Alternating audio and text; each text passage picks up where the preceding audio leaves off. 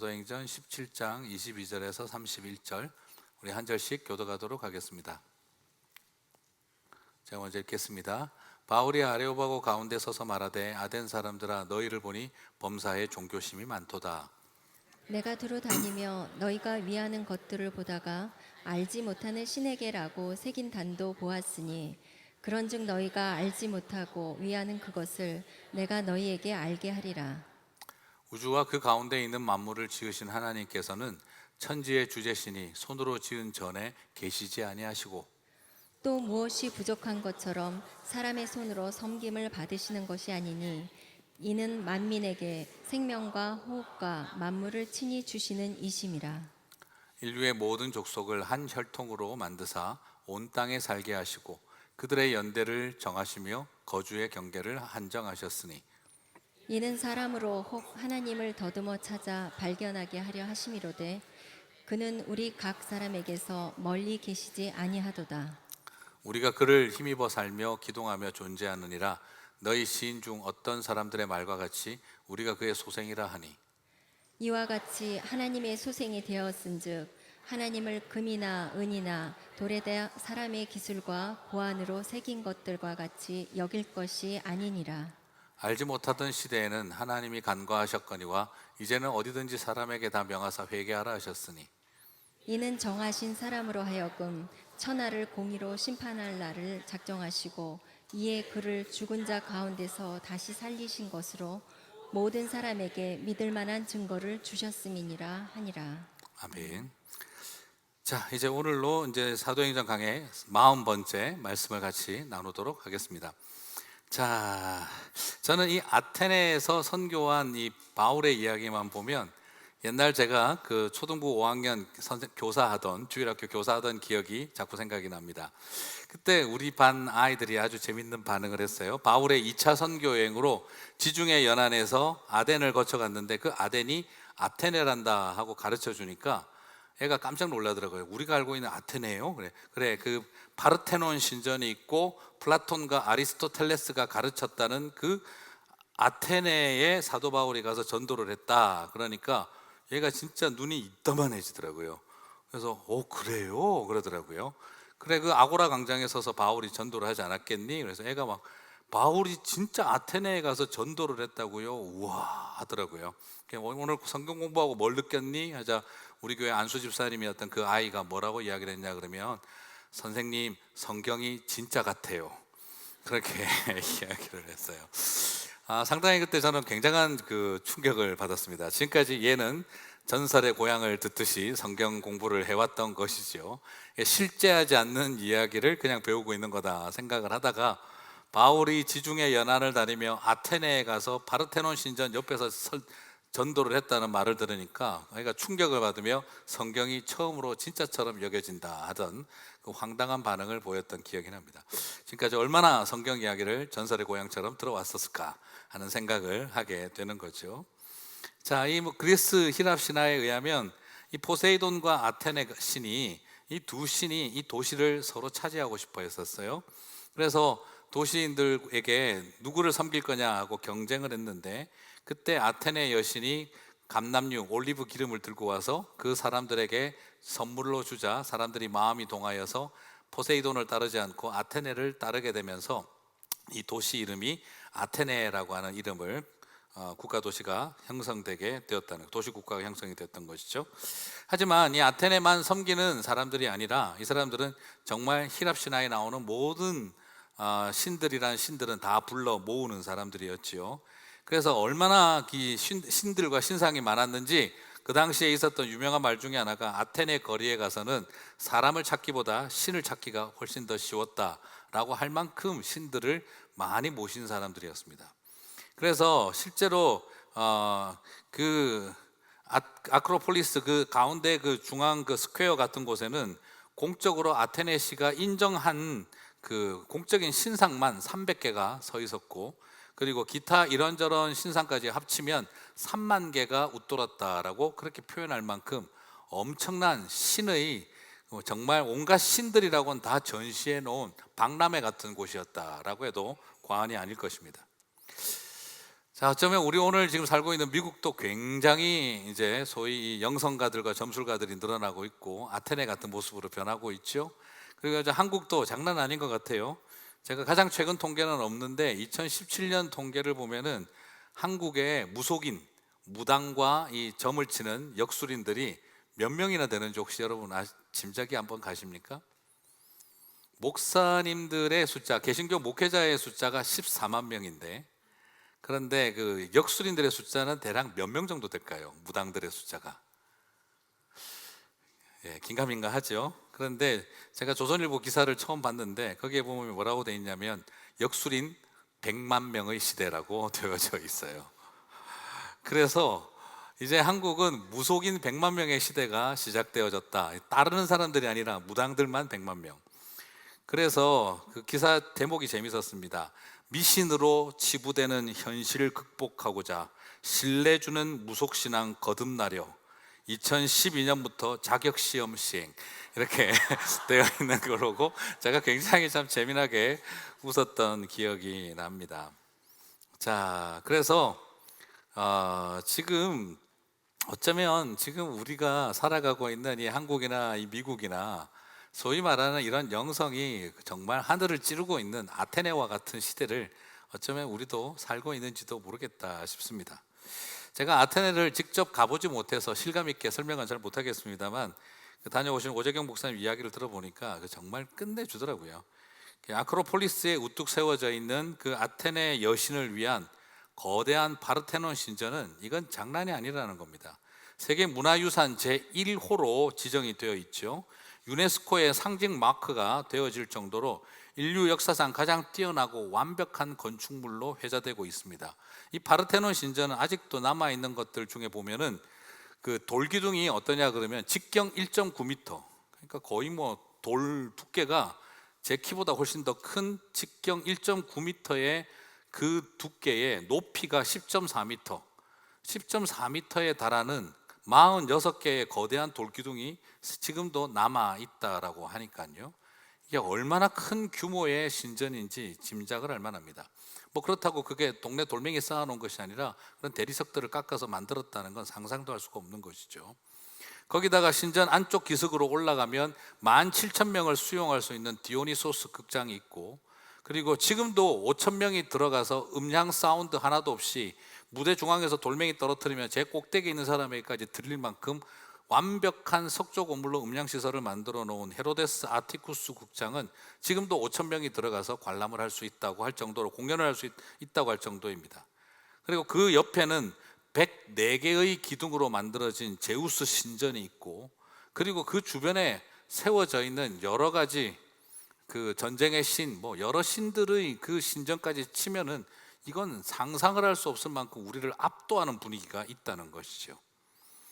자, 말 그대로 그 주변에 모여 있는 당대 최고의 철학자들, 에피쿠루스 학파와 스토아 학파의 그 철학자들이 모여서 벌리는 그런 학문적인 논쟁과 그들의 어떤 아카데믹한 분위기까지 친다고 한다면 정말 그 시대에 이 아테네를 따라올 만한 그런 영향력은 가진 도시가 만날 수가 없을 것입니다. 더더구나 로마 제국의 하늘을 찌를 듯한 기세와 위험 가운데 정말 그 거대한 신전들이 서 있는 그 한가운데에서 3만여 개의 신상이 세워져 있는 그 도시에서 아레오바고 언덕에 홀라 서 있는 한번 바울을 상상해 보십시오. 얼마나 초라해 보이고 얼마나 인간적으로는 무슨 영향력이 있겠나 싶은 생각이 들지 않겠습니까? 거대한 아테네라고 하는 신의 도시 한가운데 서서 아는 사람 한 명도 없고 따르는 제자라고는 한 명도 보이지 않는 자리, 그나마 있던 신라와 디모데는 아직도 베레아 동에 있고 자기를 데려다 준 사람들은 백길로 다시 데리고 가 있는 이 지경에서 그 수많은 신전들과 철학자들과 그 제자들, 그 스쿨들 앞에서 바울은 얼마나 초라해 보일까요? 인간적으로 식민지 백성 중에 한 사람, 그리고 480km를 백길을 타고 내려왔으면 그 형색은 새카맣게 타서 엉망으로 옷 입고 행색도 남루한 그럴 지경에 있을 이런 사도 바울이 그곳에서 예수 그리스도를 전한다. 이건 계란으로 바위 치기가 아니라 아예 잽도 되지 않을 그런 상황 가운데 지금 사도 바울이 서 있다는 것을 발견할 수가 있습니다. 더구나 지금 바울의 상황은 어떻습니까?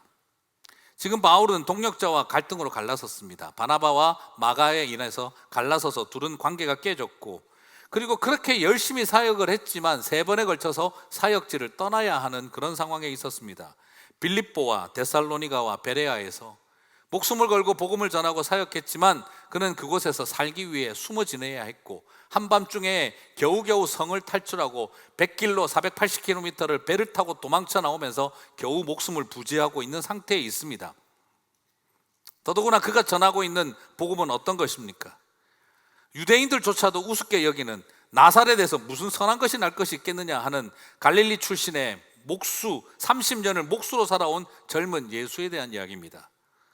더더구나 유대인들이 아닌 로마인들이 바라볼 때에는 신이 인간에게 채찍을 맞고 창에 찔리고 십자가에 매달려 죽었다고? 그렇게 열등하고 저급하고 수준 낮은 신이 어디 있느냐? 무시당하기 딱 좋은 그런 예수의 이야기를 전해야 합니다. 그리고 사람한테 죽었다가 살아났다, 부활했다, 그건 인간보다도 못한 신인데 그런 신을 왜 섬기냐라고 로마인들에게 아주 조롱거리가 되기 딱 좋은 갈릴리 출신의 젊은 목수를 전하고 있는 것이죠. 한 명도 따르는 제자가 없는 곳, 온 세상을 호령하는 소위 제우스의 104개의 돌기둥이 서 있고 1.9m의 46개의 돌기둥이 서져 있는 파르테논 신전 앞에서 에피쿠루스와 그리고 스토아 학파들이 따르고 있는 그 수많은 철학자들 앞에서 식민지 백성 바울이 와가지고 480km 100기를 타고 온 새카맣고 행색이 남루한 사람이 서서 사람에게 죽은 메시아의 이야기를 하고 있는다고 한다면 그 이야기 들을 사람이 누가 있겠습니까? 진짜 답이 안 나오는 상황입니다. 더더구나 그가 시장에서 사람들에게 말씀을 전하자 에피쿠루스, 에스토아 학파 사람들이 이 말쟁이가 도대체 뭘 하는지 한번 보자. 여러분, 존중이 없습니다. 이 말쟁이 뭐죠? 그냥 이것저것 다니면서 쪼아먹는 새 같은 인생이라는 그런 뜻입니다. 그 어원 자체가 그런 말이에요. 그냥 온갖 길거리에 떨어져 있는 잡다한 거 다 찍어먹는 그런 새 같은 인간이라는 그런 뜻입니다. 이런 말쟁이가 뭘 하는지 한번 보자. 그러면서 아레오바고 광장으로 그를 데리고 갑니다. 17장 19절을 한번 같이 읽어보겠습니다. 같이 읽겠습니다. 그를 붙들어 아레오바고로 가며 말하기를, 네가 말하는 이 새로운 가르침이 무엇인지 우리가 알 수 있겠느냐? 네가 우리를 이해시킬 수 있겠느냐? 이 말입니다. 우리가 그것을 좀 제대로 알고 싶다라는 묘한 뉘앙스가 두 가지가 겹쳐 있습니다. 그리고 이 아레오바고가 어떤 곳이냐? 우리가 잘 알고 있는 프라타코라스, 소크라테스가 사형을 언도받은 재판 법정이 있는 곳입니다. 이 아레오바고 광장, 우리가 알고 있는 이 아고라라고 하는 이 광장은 그냥 토론을 자유롭게 하는 곳이 아니라 시의회가 있고 그리고 거기에 재판소가 있던 곳입니다. 그래서 아테네 사람들이 모든 신들을 다 받아들이는 게 아니었어요.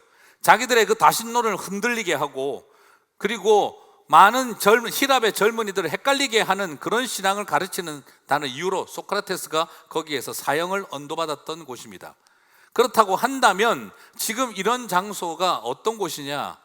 마음껏 의논을 할 수 있는 그런 곳이 아니라 말 그대로 소크라테스, 프로타고라스 이런 사람들을 사형시킬 수 있을 만큼 엄격한 곳입니다. 그러므로 죽음의 공포가 밀려올 수 있는 곳, 지금 단순히 학문적인 대화를 하는 곳이 아니라 신문당하며 위기를 경험하고 있는 그런 상황이라는 것이죠.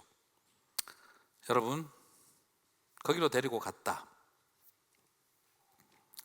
플라톤과 아리스토텔레스가 가르쳤던 곳, 네가 이런 동네에서 뭘 할 수 있겠냐 하는 거의 그런 분위기로 몰아가고 있는 것이죠. 초라한 팔레스타인의 갈릴리 목수가 죽었다가 살아났다는 이야기, 식민지 백성이 와서 전할 때 그게 과연 어떤 영향력을 가질 수 있을까? 아무런 생각이 들지가 않는 곳입니다. 하지만 여러분, 바울은 지금 어떤 마음으로 그 도시에 가 있는 걸까요? 아이고, 촌놈이 아테네도 와봤네 하는 이런 분위기, 시골지가 서울 와서 좋아가지고 입 떡 벌어지고 있는 그런 분위기가 아니었습니다. 오히려 지금 16절을 보면 사도 바울의 가슴을 봅니다. 같이 읽겠습니다.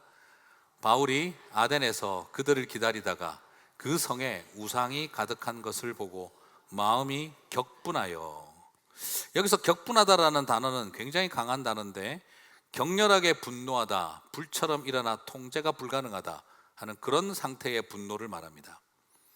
바울을 보면서 저는 굉장히 참 큰 도전을 받습니다. 왜냐하면 이런 거대한 도시 앞에 섰으면 어쩌면 자기 자신의 초라함을 느낄 수밖에 없고, 그리고 이 세상의 거대함 앞에 감탄하고 부러울 것밖에 없는 그런 상황입니다. 야, 내가 팔레스타인에서 예수님이 최고인 줄 알고 왔는데, 팔레스타인 그 동네에서 예수님이라면 온 세상이 알만한 대단한 분인 줄 알고 왔는데, 역시 세상은 넓은데 와봐야 되는구나. 우리 예수님은 여기에 비하면 잽도 안 되는구나. 예루살렘에 세워놓은 성전이 아무리 멋있다고 생각했는데 여기 와서 보다니까 비교도 안 되는구나. 우리가 이스라엘 촌동네에서 예수님 믿을 때, 하나님 알 때는 마치 하나님 믿는 신앙이 온 세상을 다스릴 것 같은데, 우리가 여기 와서 보니까 우리가 믿는 하나님은 아무것도 아니구나 하는 그런 절망이 밀려올 만하죠. 말 그대로 아수르에 끌려갔던 북이스라엘 사람들, 바벨론에 끌려갔던 유다 사람들, 그들이 그 바벨론과 그리고 아수르의 그 성의 장대함과 거대함을 바라보고 우리가 믿고 있는 하나님은 아무것도 아니구나라고 느끼며 절망하며 신앙을 포기했던 것과 마찬가지로, 인간적으로 사도 바울도 에휴, 교회 고등부 다닐 때 그때 하나님은 온 세상을 만들었는 줄 알았지, 대학 가고 세상 생활해 보니까 아이고 내가 우물한 개구리였던 거구나 하는 걸 비로소 느끼게 만들 것 같은 그런 자리에 서 있었던 거죠. 그런데 사도 바울은 아테네의 그 거대함과 웅장함보다도 그 도시 안에 일어나고 있는 우상을 숭배하며 살아가는 백성들의 그 도시의 죄악됨을 주목하기 시작을 합니다. 감탄하고 초라해지고 부러워하고 무너지기보다, 그리고 그 성을 향해서 느끼는 강력한 거룩한 분노를 느끼고 있는 것을 발견하게 되어집니다. 저는 여러분에게 오늘 이야기를 드리고 싶습니다. 눈에 보이는 것에 감탄하고 눈에 보이는 것에 초라해지지 마시기 바랍니다. 아테네가 아무리 크고 위대해도 하나님보다 아래에 있습니다. 하나님의 나라를 비교할 수 없습니다. 그들의 위대함이 아니라 그 속에 가득한 죄악된 그 도시의 연약함을 보실 수 있게 되시기를 바랍니다. 거대하고 웅장한 것이 우리를 초라하게 만드는 그 자리에 있으면서 우리 자신이 부러워하고 거기에 묶이는 삶이 아니라, 그 거대한 아테네를 바라보면서도 우리 안에 거룩한 분노를 느낄 수 있는 안목을 갖게 되시기를 주님의 이름으로 축복합니다. 그렇습니다. 에피쿠로스 학파가 있다고요? 2000년이 지난 지금까지도 그 철학적 영향력이 그대로 살아있는 에피쿠로스 학파와 스토아 학파가 있다고요? 그래서 뭐요? 플라톤과 아리스토텔레스가 가르친 곳이라고요? 그래서 뭐 어떻다는 겁니까? 피타고라스와 그리고 그곳에서 소크라테스도 죽임을 당한 곳이라고요. 그래서요, 뭐 어떻다는 겁니까? 촌놈 출세했네 아테네까지 와보고 빌립보에서도 쫓겨나고 데살로니가에서도 쫓겨나고 베레아에서도 사역 실패하고 돌아온 네가 제국의 심장부에 와서 뭘 할 수 있겠니? 이 아테네에서 네가 뭘 바꿀 수가 있겠니? 그냥 여기에서 너의 초라함을 알고 그냥 고개 숙이고 돌아가라. 어쩌면 가슴 속에서 들려올 사탄의 그 조롱하는 말들을 그가 직접 들어야 했을런지도 모르겠습니다. 그러나 어쩌면 우리 안에 그런 마음이, 바울 안에 그런 마음이 있지 않았을까요? 그래, 나는 빌립보에서도 데살로니가에서도 그리고 베레아에서도 제대로 다 못하고 왔는지 모르겠지만 나는 하나님이 여기까지 인도하셨다고 믿는다. 좀 우리 안에 그런 영적인 호연지기가 있었으면 좋겠습니다. 하다 피해서 쫓겨서 여기까지 왔다가 아니라, 실패하고 밀려나고 도망쳐서 여기까지 왔다가 아니라 하나님이 나를 여기까지 인도하셨다라고 고백할 수 있으면 어떻겠습니까? 그것이 예루살렘이든 아테네든 로마든 뭐가 다를 바가 있겠느냐? 이 세상에 잘난 죄인과 못난 죄인이 있을 뿐, 덜 못나고 더 잘난 죄인이 있을 뿐, 깡패 같은 족복과 신사 같은 족복이 있을 뿐, 무식한 죄인과 철학자 같은 죄인이 있을 뿐, 나는 이 세상 속에 그 거대함과 웅장 앞에 기죽고 살아갈 인생 아니다 바라볼 수 있는 것은 하나님이기 때문인 거죠. 예루살렘을 돌파했다면 로만들 대수겠습니까? 아테넨들 뭐가 다르겠습니까? 오늘 그런 세상 한가운데 비웃는 나사렛 예수의 이름으로 담대히 설 수 있는 저와 여러분이 되시기를 주님의 이름으로 축복합니다. 사도 바울이 초라하고 위축되지 않고 담대했습니다. 그리고 그는 도시를 바라보며 거룩한 분노를 가졌습니다. 그래서 그는 쟁론도 하고 논쟁도 하고 스스로에게 굉장히 많은 변증적인 작업들도 가졌습니다. 그런데 사도 바울은 이런 가슴 속에 거룩한 분노, 격분하는 마음을 가지고 있으면서도 그들과 더불어 변증하는 자리, 복음을 전하는 자리에서 그는 격분하지 않았습니다. 오히려 그는 굉장히 긍휼과 그리고 그들 속에서 생각하려고 하는, 굉장히 그들의 입장에서 설명하려고 하는 설득력을 가지고 있는 사도였던 것을 발견하게 됩니다. 22절과 23절을 한번 읽어보실까요? 같이 읽겠습니다. 바울이 아레오바고 가운데 서서 말하되 아덴 사람들아 너희를 보니 범사에 종교심이 많도다. 내가 두루 다니며 너희가 위하는 것들을 보다가 알지 못하는 신에게라고 새긴 단도 보았으니 그런즉 너희가 알지 못하고 위하는 그것을 내가 너희에게 알게 하리라. 여러분, 마음에 거룩한 분노가 있고 격분하는 마음이 있었다고 한다면 아덴 사람들아 너희를 보니 범사에 종교심이 많도다라고 할까요? 아니면 아덴 사람들아 내가 너희를 보니 범사에 우상 숭배가 가득하도다. 너희는 곧 망할 나라가 될 것이다. 이렇게 해야 되는 걸까요? 솔직히 그 가슴 속에 거룩한 분노가 있고 격분하는 마음이 있었다면 아덴 사람들아 내가 너희를 보니 우상 숭배로 망할 나라가 될 것 같다. 이렇게 말해야 되지 않겠습니까? 그런데 사도 바울이 여기에서 뭐라고 말합니까? 너희가 범사에 종교심이 많도다라고 이야기를 합니다. 이런 신전들 다 싸그리 무너뜨려 버리고 오직 한 분 하나님을 가르쳐 줄 테니 그분만 믿어라 이렇게 말해야 될 텐데, 내가 다녀보니 많은 신전이 있는데 그 중에 알지 못하는 신에게 바쳐진 제단을 내가 보았는데 그분이 누군지 내가 가르쳐 주려고 한다라고 말을 해요. 아니 어떻게 가슴 속에 격분을 가진 사람이 이렇게 표현할 수가 있을까? 이걸 바라보면서 아유 목사님 세상 살아 한두 번 사셨습니까? 아무리 속마음이 격분을 하더라도 전도할 때는 따뜻한 척 달콤하게 약도 설탕 묻혀서 줘야 먹지 그걸 먹겠습니까? 여러분 지금 이게 그런 걸까요? 선교의 전략적 방법론적 특징상 듣기 좋은 말로 감언이슬로 믿게 만드는 게 목적일까요? 그러면 진정성이 없잖아요. 속으로는 망해라 이것들아 하면서 겉으로는 너희가 종교심이 많도다 칭찬하는 건 이율배반적인 거지 않습니까? 아니면 세상 앞에서 쫄아서 약해져서 아레오바고에 끌려가니 죽음이 두려워서 지금 위선적인 행동을 하고 있는 건가요? 사도 바울이? 그렇지도 않습니다. 이것은 전략적인 행동도 아니고 이율배반적인 행동도 아닙니다. 진정성 있는 사도 바울의 분명한 태도입니다. 저는 여러분에게 이렇게 말씀드리고 싶습니다. 세워진 신상과 우상 숭배를 향해서 우리는 거룩한 분노를 가져야 합니다. 맞습니다. 아테네에 일어나고 있는 그 거대한 신상과 그 신전 앞에서 그들의 우상 숭배를 바라보며 우리는 격분하고 거룩한 분노를 가져야 합니다. 하지만 아테네의 신상과 우상 숭배를 향해 격분하는 마음을 갖는 것과 그리고 그 신상에 절하며 살아가는 그 땅의 연약한 백성들을 향해서 격분하는 마음을 가질 필요는 없습니다. 여러분 무슨 말인지 잘 기억해 주시기를 바랍니다. 아테네의 그 도시에 가득한 신상과 우상 숭배를 바라보며 거룩한 분노를 가질 수 있습니다.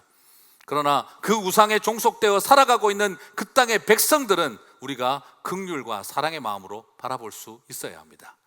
우상을 바라보면서 격한 마음을 가졌다고 해서 그 땅의 백성들에게 격분하고 거룩한 분노를 쏟아놓을 필요까지 없습니다.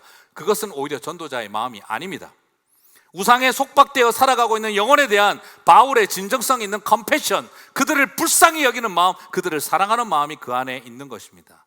전도자는 그 시대를 향해 가지고 있는 거룩한 분노를 가지고 있어야 하고 그 시대 속에 살아가고 있는 연약한 백성들을 향해 긍휼의 마음을 가져야 하는 것입니다. 그리고 그들 속에서, 그들의 연약함 속에서, 그들의 고통 속에서 컨텍스츄얼라이제이션, 상황화하는 노력을 해야 하는 것입니다.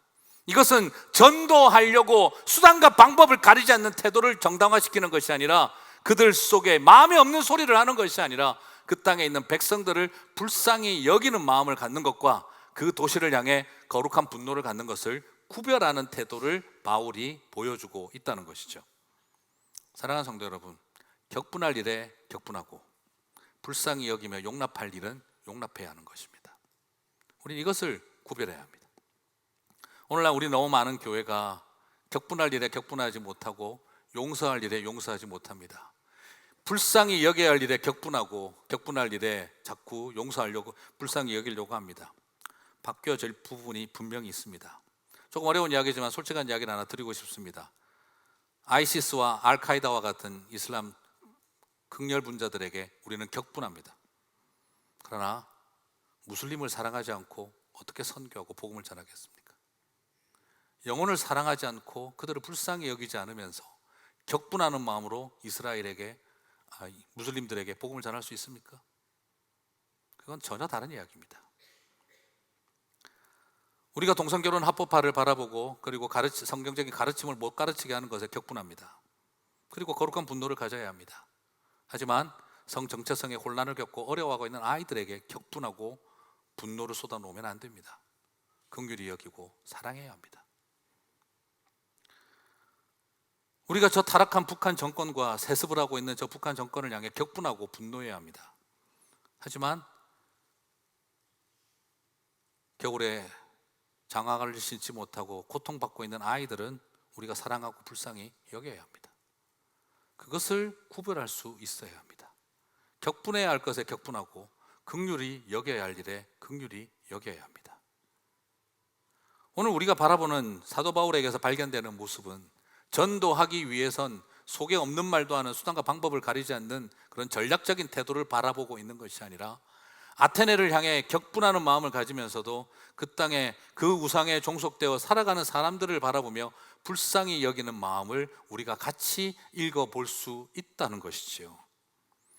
우상 숭배를 하는 사람들을 말이야 종교심이 많다고 칭찬하다니 알지 못하는 신을 위해 세운 신전 그것도 무너뜨리라고 해야지 그게 하나님이라고 설명을 하다니 어떻게 사도 바울 이럴 수가 있습니까? 라고 생각한다면 우리는 사도 바울을 선교사로서 자격 박탈을 해야 하고 그를 치리해야 합니다.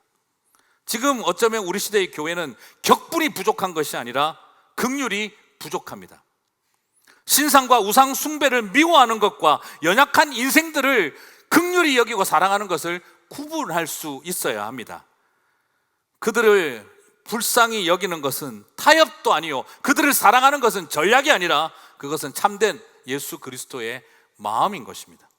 한 영혼을 사랑하고 그 영혼을 불쌍히 여기고 사랑하고자 하시는 하나님 아버지의 마음을 알아가는 과정이 우리에게도 매우 중요하기 때문입니다. 이를 위해서는 바울이 사용한 이 범사에 종교심이 많도다 하는 이 종교심이라는 단어를 좀 잘 이해할 필요가 있어요. 이 종교심이라는 단어가 뭘 말하느냐, 이 헬라어 성경에는 딱 한 번만 쓰여져 있는 표현이에요. 너무 길어서 제가 오늘 표현을 안 하고 싶어요. 읽어도 저도 잘 모르고 듣는 여러분도 잘 모르고 한 걸 굳이 읽지는 않겠습니다. 근데 하여튼 제일 굉장히 긴 헬라어 단어가 하나 쓰여져 있어요. 근데 이 단어가 종교심이 많다는 이 종교심이라고 하는 이 단어는 두 단어가 합성된 단어인데 그게 바로 뭐냐면 우리가 생각할 때 이런 종교심이 많다 이러면 어원적 배경이 뭐가 있을까요? 굉장히 스피리추얼하다, 필로소피컬하다, 혹은 내지는 에센셜하다, 본질적인 걸 추구하고 철학적이고 영리상학적이고 굉장히 영적이다, 이런 표현이 나올 것 같은데 종교심이 많다라고 하는 이 종교심이라고 하는 단어는 헬라어 원어로 두 단어가 합쳐져 있습니다. 두려워하다, 신들 이렇게 되어 있습니다. 자, 그들이 종교심이라고 하는 단어가 뭘 말하는 거죠? 그것은 어떤 스피리추얼한 것도 아니고 필로소피컬한 것도 아니고 에센셜한 것도 아니라 그냥 scared, 두려워하고 있는 거예요. 신들을 두려워하고 있는 겁니다. 겉보기는 웅장하고 장대하고 그리고 엄청난 인류의 문화유산을 만들어 놓는 것 같은 그런 비전이 가득 차 보이는 듯한 그런 세상 한가운데가 사실은 뭐로 가득 차 있다는 겁니까? 그들 안에 두려움이 가득 차 있다라는 것입니다. 범사에 종교심이 많도다, 범사에 모든 신들을 두려워하고 살고 있도다라고 하는 그 본질을 정확하게 사도 바울이 보고 있더라는 것입니다. 화려한 신전을 앞세워 놓고 탁월한 철학자들을 무지막지하게 모아 놓았지만 그들 속에는 깊은 두려움이 존재하고 있더라는 걸 사도 바울은 직면하고 있었던 것입니다. 겉으로 보이는 웅장함과 위대함을 본 것이 아니라 사도 바울은 그들 속에 있는 그 우상 숭배로 가득 차 있는 도시의 죄악됨을 보았고, 그리고 죄악됨만 보고 있는 것이 아니라 그들 내면 속에 가득 차 있는 두려움을 보았던 것입니다. 사랑하는 성도 여러분, 그들 안에 두려움의 실체를 볼 수 있었던 눈, 만약 아테네의 그 장대함과 위대함만 보았다고 한다면 초라하며 초라하게 되어지고 부러워하다가 끝났겠지요.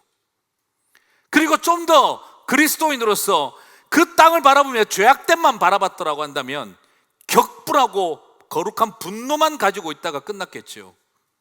그런데 그 영혼들 속에 있는 깊은 두려움을 보았을 때 사도 바울은 그 땅을 향해 복음으로 설득하는 따뜻한 사랑의 전도자가 되었던 것입니다. 사랑하는 성도 여러분, 우리는 그것을 좀 다 봤으면 좋겠습니다. 혹시 여러분 지금 웅대하고 장대한 아테네만 바라보고 있지는 않으십니까? 조금 더 깊게 그 땅의 죄악됨을 보셔야 됩니다. 그러나 혹시 죄악됨만 보고 있지 않으십니까? 조금 더 깊게 그들 속에 있는 깊은 두려움을 보셔야 합니다. 그래서 우리는 격분하는 것만이 아닌 긍휼히 여기는 사람들이 되는 것입니다.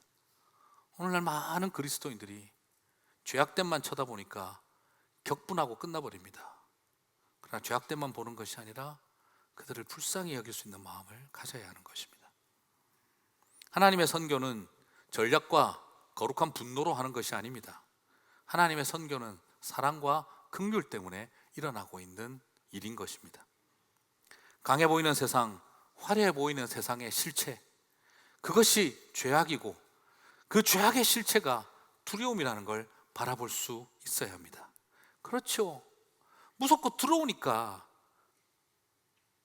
강아지가 왕왕 짖듯이 무섭고 두려우니까 신전을 크고 높게 만들고 있는 겁니다.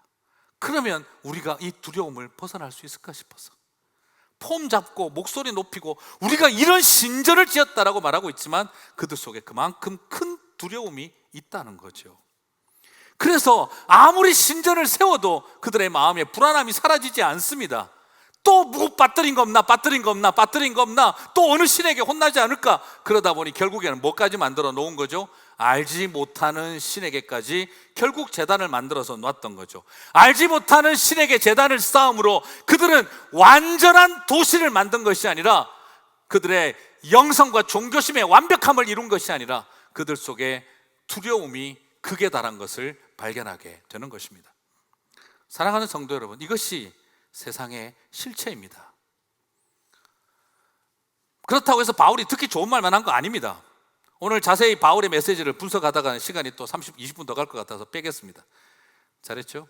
네, 바울은 우상의 실체, 그리고 인류의 기원, 그리고 그 신전의 헛됨, 그리고 참으시고 기다리시는 하나님, 그리고 회개를 촉구하는 모습으로 바울은 결코 타협하지 않습니다. 그럼에도 불구하고 모두가 다 이 바울의 메시지를 믿는 건 아닙니다. 하지만 바울의 가슴 속에 있었던 그 따뜻함은 그 땅의 백성들 안에 믿음의 역사를 일으켰던 것입니다. 그래서 어떤 신약학자들은 사도 바울의 아덴 전도는 실패했다. 왜냐하면 그 아덴 전도가 실패했고 교회가 세워지지 않았다.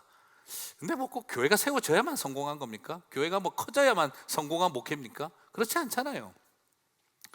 중요한 건 그 땅에 여전히 믿는 자들이 세워졌다는 것이죠. 오늘 34절을 같이 보시겠습니다. 같이 읽겠습니다. 몇 사람이 그를 가까이 하여 믿으니 그 중에는 아레오바고 관리 디오누시우와 다말이라 하는 여자와 또 다른 사람들도 있었더라.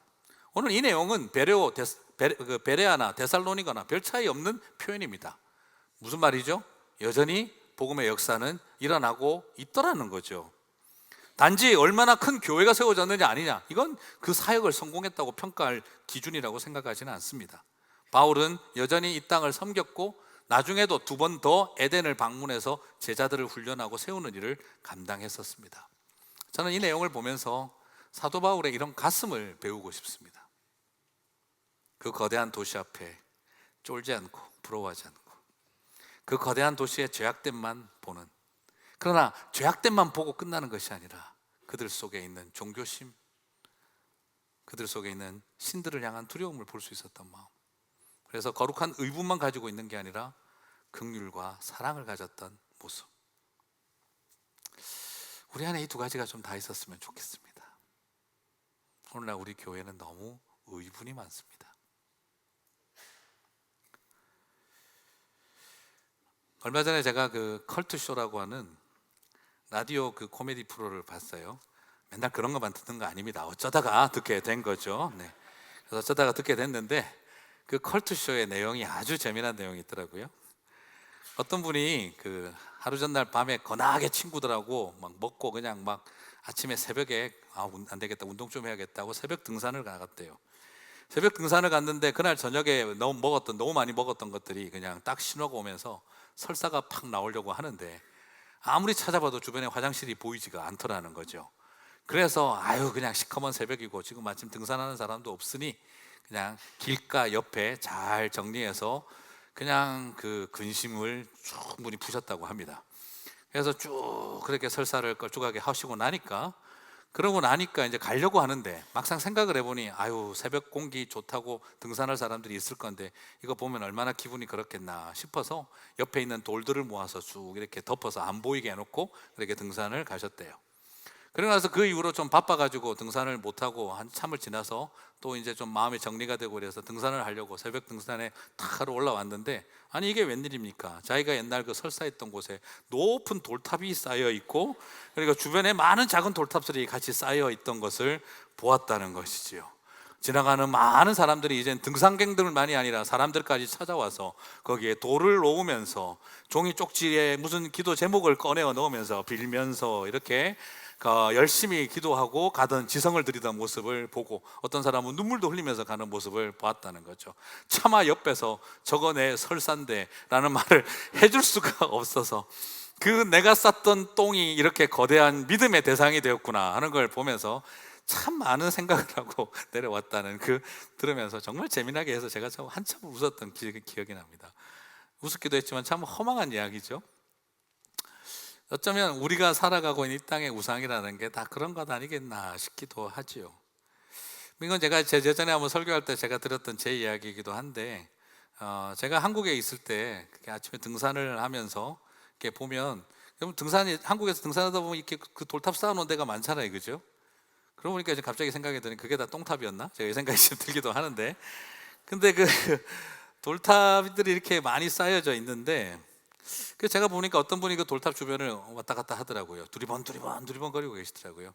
아마 저를 못 본 것 같아요. 그래서 제가 이 나무 사이 뒤에 가려서 아마 올라오다가 근데 갑자기 그분이 두리번 거리더니 갑자기 소리를 크게 지르면서 예수의 이름으로 무너질지어다 하고 발로 막 차고 계시는 거예요. 그 돌탑을 예수의 이름으로 이러면서 그래서 제가 또 어떻게 해야 되나 이러다가 제가 지나가다가 참 당황스럽기도 했죠. 그러다가 제가 갑자기 쑥 나타나니까 그죠? 새벽 산에서 귀신보다 사람이 더 무섭죠. 만나면 이분이 되게 깜짝 놀라신 거예요. 자기가 또 예수의 이름으로 소리를 지르면서 그 돌탑을 무너뜨리다 저를 봤으니 얼마나 또 제가 해코지할까 봐 당황스럽지 않았겠습니까? 그래서 저도 그냥 지나가려고 하다가 마음이 그냥 좀 찜찜해서 제가 돌아와서 돌탑을 다시 쌓았습니다. 그분이 발로 차버린 돌탑을 쌓았습니다. 그래서 그분이 옆에서 쭈뼛쭈뼛 서서 그냥 그 겸연쩍게 왔다 갔다 하시더니 저를 바라보고 그렇게 이야기하셨습니다. 우리 한국이 우상 숭배 때문에 망합니다. 예수님을 믿어야 합니다. 이런 것들은 다 무너뜨려야 합니다. 선생님도 예수님을 믿으십시오. 차마 그 상황에 제가 목사라 말은 못하겠고 제가 그냥 아무 말 없이 그냥 돌탑을 다 쌓았습니다. 돌탑을 다 쌓고 나서 저도 그분을 쳐다보고 선생님, 저도 그리스도인입니다. 이런 거 쌓는 일이 하나님 기뻐하실 일 분명히 아니죠. 그러나 두려움과 인습과 가난과 절망과 욕망에 사로잡힌 이 땅의 백성들이 그 연약함 때문에 완악함 때문에 그렇게 이런 거 쌓아가며 살아가는 거 불쌍히 여기며 기도해 주시면 안 되겠습니까? 제가 이 돌탑을 다시 쌓은 것은 제가 우상을 섬기는 일을 지지하기 때문에 그러는 게 아니라 우리 교회에도 누군가 들어와서 돼지 피 뿌려놓고 우리 교회도 누군가 들어와서 십자가에다가 그냥 해코지 해놓고 나가면 그거 마음 좋지 않을 거 아니겠습니까? 그래서 저도 이거 다시 바로 쌓아주고 가려고 합니다. 이런 것은 영적 전쟁이 아니라 종교 분쟁을 유발하는 행동입니다. 아침에 새벽기도 마치고 은혜 받았다고 절에 가서 불상에다가 빨간색 낙하 페인트로 십자가 그려놓고 나오는 행동은, 그것은 영적 전쟁이 아니라 종교 분쟁을 유발하는 나쁜 행동입니다. 우리 교회에 와서 그들이 그렇게 안 했으면 하는 것처럼 우리도 이렇게 하면 안 되는 겁니다. 이스라엘이 자기들 안에서 우상을 깨기 위해서 바알 신상과 아세라 신상을 찍어 불태우는 일을 하지만, 그러나 바벨론의 포로로 잡혀가서 바벨론의 신상에 불 지르고 꺾지 않았습니다. 우리 안에서 해야 할 영적 전쟁과, 교회 안에다가 우상을 만들어 놓으면 그건 찍어서 불태워야지요. 교회 안에다가 담임 목사 동상 세워 놓으면 찍어서 불태워야지요. 그러나 밖에 있는 것들을 그렇게 하는 것은 다니엘과 세 친구도 그렇게 하지는 않았습니다. 그냥 선생님께서 우상 숭배에 대해서 거룩한 분노를 가진 일은 귀한 일이라고 생각합니다. 하지만 이 땅의 백성들을 불쌍히 여기는 마음을 갖는 일도 중요하지 않겠습니까? 그리고 그 자리에서 제가 기도했습니다. 하나님, 이 땅의 백성들이 두렵고 모르고 겁이 나서 욕심나서 하는 행동입니다. 잘못된 행동 불쌍히 여겨주시고 용납하여 주십시오. 그리고 우리에게 이분들을 사랑하고 사랑의 복음을 전할 수 있도록 도와주십시오. 산과 바위와 나무와 돌 창조하신 하나님, 지금은 이 사람들이 산과 바위와 나무와 돌 앞에 엎드려서 절하고 있지만 창조주 하나님 앞에 엎드리고 돌아올 날이 있을 거라고 믿습니다. 우리를 기다려주신 것처럼 이들도 기다리고 계신 줄 믿습니다. 그날이 오기까지 참아주시고 기다려주십시오. 그리고 우리를 사용하여 주십시오. 이럴 때는 좀 아멘 하셔도 괜찮습니다. 네. 저는 그때 참 마음이 여러 생각이 있었습니다. 지금 여러분 앞에 나를 한없이 초라하게 만드는 아테네, 무엇이고 누구이며 어디입니까? 초라해지지도 마시고 부러워하지도 마십시오. 그렇다고 격분하고만 가지도 마십시오. 가슴속에 따뜻함이 일어나시기를 바랍니다. 죄악된 도시를 향해 불타오르는 분노만큼이나 그 땅을 살아가는 백성들을 향한 따뜻한 가슴이 일어나시게 되기를 바랍니다. 그 열기와 온기가 있을 때 하나님께서 이 땅을 향해 보내신 하나님의 사람들이 되는 것입니다. 담대히 불타는 마음으로, 따뜻한 가슴으로 열기와 온기를 가지고 나아가셔서 하나님 살아계신 것을 증거하시는 저와 여러분이 되시기를 주님의 이름으로 축복합니다.